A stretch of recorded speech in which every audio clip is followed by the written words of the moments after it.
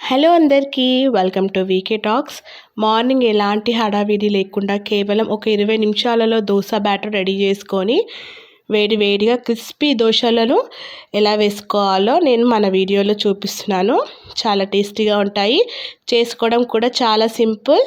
And మనకి పిండి నానబెట్టాల్సిన అవసరం లేదు, పులియబెట్టాల్సిన అవసరం అంతకన్నా లేదు. సో ఈ వీడియో కనుక నచ్చితే ఖచ్చితంగా లాస్ట్ వరకు చూసి నాకు లైక్ అండ్ సబ్స్క్రైబ్ చేసుకోండి. అలాగే కామెంట్ కూడా చేయండి మీకు ఎలా అనిపించిందో. నెక్స్ట్ ప్రాసెస్లోకి అయితే వెళ్ళిపోదాము. ఈ దోశ కోసం అయితే నేను బియ్యం పిండిని అయితే వాడుతున్నాను. ఇందులో ఇంకేది కలపలేదు, ఓన్లీ బియ్యం పిండి మాత్రమే ఇది. ఇందులో ముందుగానే కొన్ని వాటర్ పోసుకొని జారుడు చాలా పల్చగా ఉండాలి మనకి బ్యాటర్, చిక్కగా అనేది ఉండొద్దు. మన దోశ బ్యాటర్ ఎట్లుంటుందో అట్లా ఉండాల్సిన అవసరం లేదు, అంతకన్నా పల్చగా ఉండేటట్టే వాటర్ ఎక్కువగా పోసుకోండి. ఎందుకంటే ఇది క్రిస్పీగా రావాలి అంటే వాటర్ ఎక్కువగానే ఉండాలి. నెక్స్ట్ అయితే ఇందులో ఉల్లిపాయలు వేసుకోవాలి. అండ్ తర్వాత తురిమిన క్యారెట్ అయితే వేసుకుంటున్నాను. తర్వాత సాల్ట్, కారము, ధనియాల పొడి, పసుపు ఇవి వేసుకున్నాక లాస్ట్లో మనం కొంచెం సోడా అయితే వేసుకోండి. అండ్ మీ దగ్గర ఉంటే కొత్తిమీర ఉంటుంది కదా, కొత్తిమీర కూడా కట్ చేసుకొని వేసుకున్నాక పెరుగు వేసుకోవాలి. పెరుగు ఎందుకు అంటే మనం ఇక్కడ పులియబెడతలేం కాబట్టి ఇది మనకి దోశకి కొంచెం పులుపు ధనాన్ని అయితే ఇస్తుంది. దోశ అంటే కొంచెం పుల్లగా అనేది ఉండాలి కాబట్టి పెరుగు అయితే కొంచెం వాడుతున్నాను. తర్వాత అవన్నీ కలిసిపోయేటట్టు మంచిగా కలిపేసుకొని దీన్ని ఒక 15 నుంచి ఒక 20 మినిట్స్ వరకు ఖచ్చితంగా రెస్ట్ ఇవ్వాలి. ఎందుకంటే మనం అన్నీ కలిపేసాం కాబట్టి బియ్యం పిండి కూడా మంచిగా నానాలి. నానిన తర్వాత పిండి అనేది కింద అడుగున కూర్చుంటుంది. సో మనం ఇంకొకసారి కలుపుకోవాలి. ఒకవేళ ఇంకా వాటర్ పడతాయి అని అనిపిస్తే మళ్ళీ వాటర్ అయితే కలుపుకోండి. గుర్తుపెట్టుకోండి, బ్యాటర్ అయితే చిక్కగా ఉండొద్దు, వాటర్ ఇలానే ఉండాలి. ఇక్కడ చూస్తున్నారు కదా మీరు, సేమ్ అలానే ఉండాలి. మనం ఒకవేళ చిక్కగా వస్తే ఏంటంటే మనకి దోశ అనేది క్రిస్పీగా ఉండదు. నెక్స్ట్ అయితే ఒక పెద్ద సైజు ఉల్లిగడ్డలు తీసుకొని ఇట్లా నేను చూపిస్తున్నట్టు చాకునైతే దానికి కుచ్చుకోండి. ఇది మనకి దోశ పెంక పైన ఆయిల్ రుద్దుకోవడానికి అయితే మనకి యూజ్ అవుతుంది. ఇప్పుడు ఒక గిన్నెలోకి నూనెని తీసుకొని ఆ ఆయిల్లో అయితే ఈ మనం చేసి పెట్టుకున్న ఉల్లిపాయనైతే అందులో వేసి పెట్టుకోవాలి. అండ్ నెక్స్ట్ ప్రాసెస్లోకి వెళ్ళిపోతే పెంకను పెట్టేసుకొని స్టవ్ వెలిగించుకొని కొంచెం హీట్ అవ్వగానే వాటర్తో అయితే చేసుకోవాలి.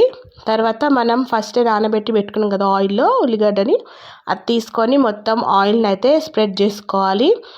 ఇది పెట్టుకోవడం వల్ల మనకి దోశ వేసినప్పుడు అడుగు అంటకుండా నీట్గా వస్తుంది.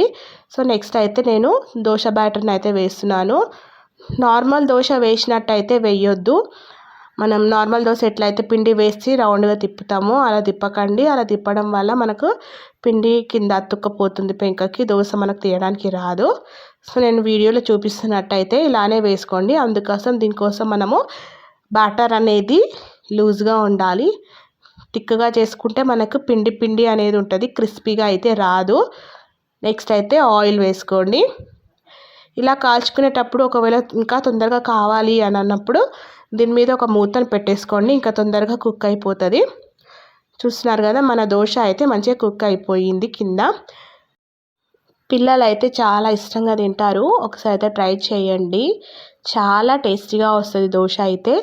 ఇప్పుడైతే దీన్ని ఇంకో వైపునకి తిప్పుకుందాము. చూడండి మన దోశ అనేది చూస్తేనే అర్థమవుతుంది క్రిస్పీగా అయ్యిందని చెప్పి.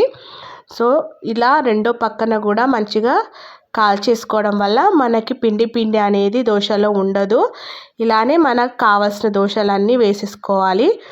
ఒకవేళ మీకు ఆప్షనల్ ఇక్కడ మీరు కారం పొడి ఉంటుంది కదా మనం ఇడ్లీలో తినే కారం, అది కూడా మీరు పైనుంచి దోశ వేసుకున్న తర్వాత వేసుకోవచ్చు. కాకపోతే నేను ఇక్కడ అది యూస్ చేయను, ఎందుకంటే మా ఇంట్లో వాళ్ళకైతే ఇలా వేస్తేనే ఇష్టం దోశలు.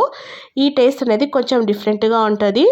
మనకి చట్నీ కూడా అవసరం ఉండద్దు దీంట్లో, అంత యమ్మీగా ఉంటుంది, ఊరికేనే తినేయచ్చు అలానే. నెక్స్ట్ దోశస్ అన్నీ ప్రిపేర్ చేసుకుందాము.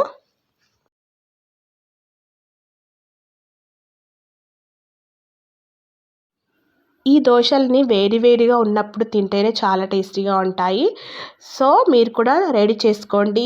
దీంట్లోకి చట్నీ మాత్రం అస్సలు అవసరమే లేదు, ఇలా తింటేనే చాలా టేస్టీగా ఉంటాయి. సో మీకు ఈ వీడియో కనుక నచ్చినట్లయితే ప్లీజ్ లైక్ చేయండి, షేర్ చేయండి, సబ్స్క్రైబ్ చేసుకోండి.